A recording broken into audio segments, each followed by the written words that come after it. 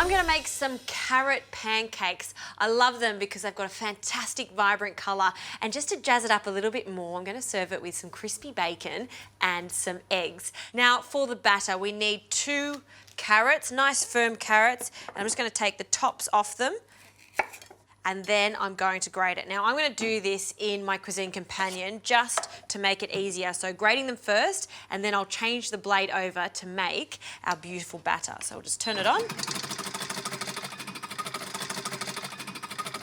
And the second carrot.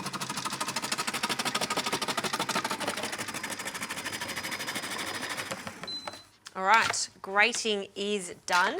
Now I'll change the blade over, and now we can start adding all of the other ingredients. Now just have a look how coarse this carrot is. I want texture in these pancakes. All right, now for the wet ingredients, I like to use some ricotta, and we'll add a generous spoonful of that into the cuisine companion, along with 1 egg. Just crack that straight into the bowl. And just to accentuate the sweetness of the carrots, I love the addition of rice malt syrup, but you could also use honey for this. And we want 1 to 2 tablespoons, that's plenty. All right, now we'll place the lid back on, and then I'm just going to mix this to combine it nicely. Then we can add some dry ingredients. All right, let's have a look at this. Perfect. Look at that bright orange colour. That's what I'm looking for.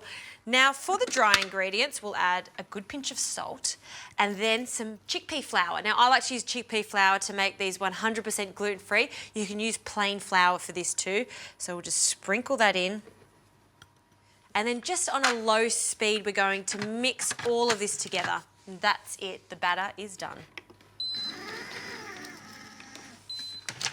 All right, let's have a look at this. Pretty happy. Nicely combined, and it's the perfect texture. So we'll just take the blade out, and now we can start making our little pancakes. Now I'm using a crepe pan just to make it so much easier to turn. We'll add just a small amount of olive oil to the pan, just a small amount because it is non-stick, and we just want to brush that around. This is just going to help us form a really nice crust on our pancakes. So using about a dessert spoon worth, we'll add our mixture to the pan. And we'll do this in batches until we've made up all of our pancakes. While these pancakes are cooking, I'll also put on a little bit of bacon to cook, and I want it to be super crispy.